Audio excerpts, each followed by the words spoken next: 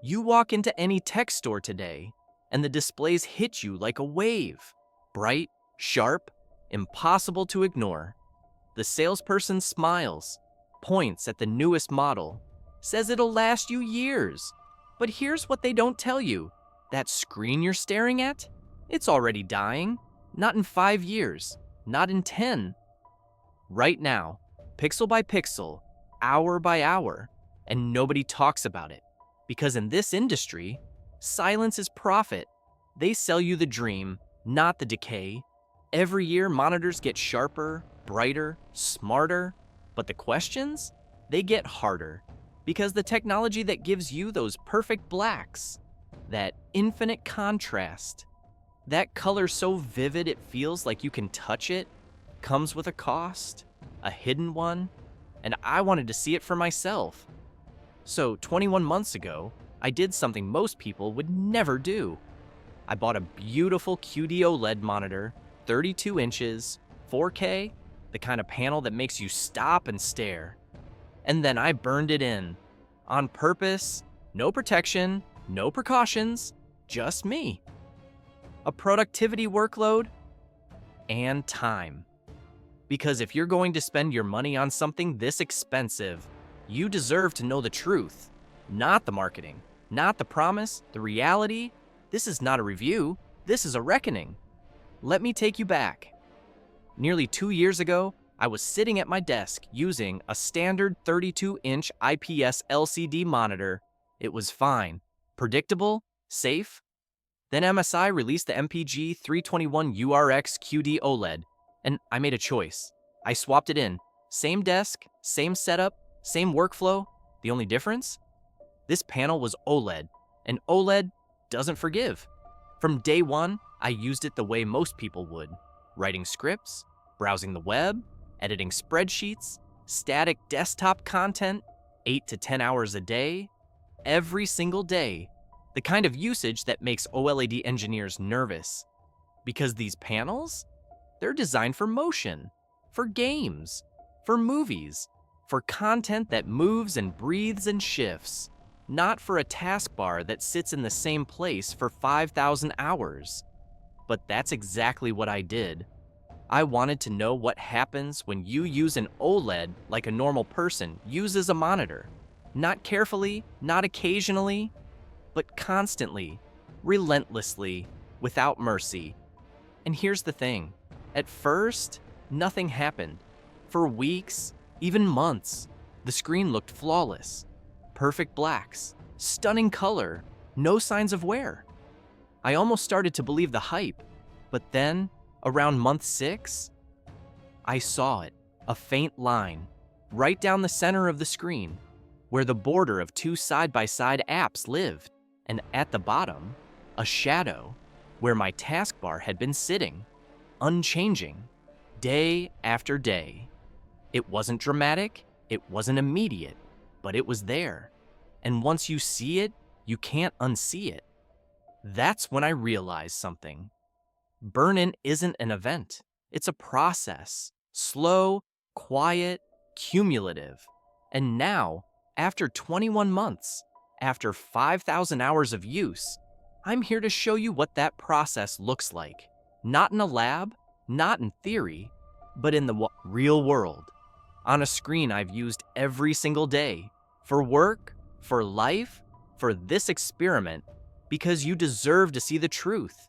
Not the best case scenario, not the controlled conditions, the messy, honest, unglamorous reality of what happens when you push an OLED monitor beyond its comfort zone. Let me walk you through the setup. This is a QD OLED panel, quantum dot organic light emitting diode. It's the latest generation of OLED technology, brighter than traditional OLED, more vibrant, more efficient, or so they say. I've been running it at 200 nits of brightness. That's not dim, but it's not maxed out either. It's what most people would use in a normal, well-lit room. I've been using light mode, bright backgrounds, white windows, dark taskbars, the kind of contrast that accelerates burn-in, and I haven't babied it. I don't hide my taskbar. I don't rotate content. I don't run pixel refresh cycles on schedule. The monitor has run 576 compensation cycles over these months. That's the automatic process OLEDs use to try and even out pixel wear. It's supposed to happen every 4 hours. But during work, that's disruptive. So I let it run when it wants to. Sometimes that means it happens overnight. Sometimes it doesn't happen for days. This is how a normal person would use a monitor, and that's the point. Now, let me show you what I'm seeing. I've taken photos of the screen every few months. Same lighting, same camera settings, same test patterns, and I've enhanced some of them digitally, not to exaggerate, but to make the burn-in visible through YouTube compression. Because here's the frustrating part. Burn-in is subtle. In person, you might not even notice it at first. But when you put up a uniform gray image or a dark background or a color gradient, that's when it shows. And it's been getting worse. Slowly, predictably, inevitably. The center line is the most obvious. It runs vertically, right down the middle of the screen. That's where the border between two apps sat. Dark, static, unmoving. And because the pixels around it were brighter, displaying content, they degraded faster. So now, that center line looks lighter. Inverse burn-in. The bright content wore out the screen around it and left a ghost. At the bottom, the taskbar is doing the same thing. A faint shadow. Not because the taskbar itself burned in, but because everything above it degraded faster. And here's where it gets interesting. The right side of the screen is darker than the left. Not by much, but enough that I can see it. Why? Because I use the right side more. I snap apps there more often. I display brighter content there. So those pixels have worked harder. And now, they're dimmer. This isn't uniform wear. This is a map of my habits. A visual record of how I work. Every window I opened, every app I used, every hour I spent staring at this screen. It's all here, burned into the glass. And the thing is, I knew this would happen. I did this on purpose.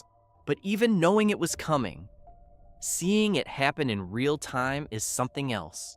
It's like watching a slow motion collapse, pixel by pixel, month by month, and realizing that this is the trade-off.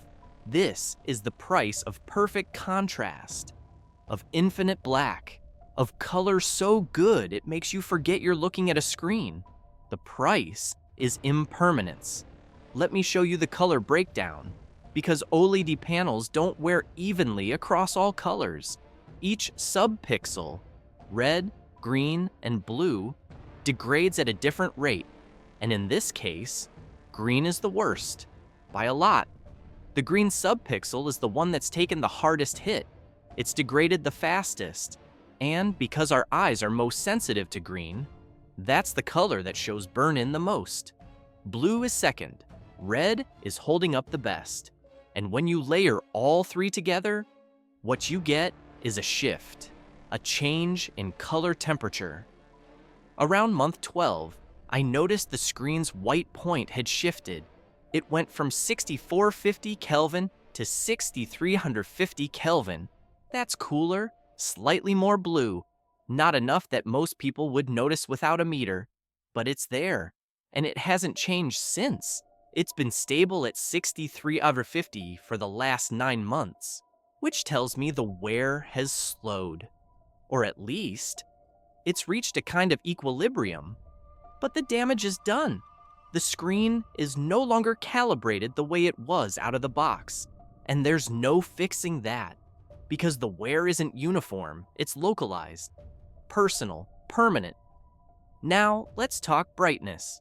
One of the biggest fears people have with OLED is that the compensation cycles will slowly dim the entire panel over time.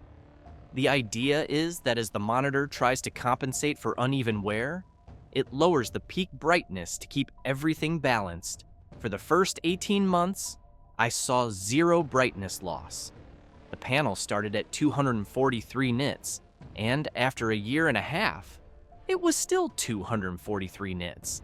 But at month 21, for the first time, I saw a drop. Now it's at 238 nits. That's a 2% loss. Barely noticeable, but it's there. And it's the first sign that the panel is starting to age in a more global way.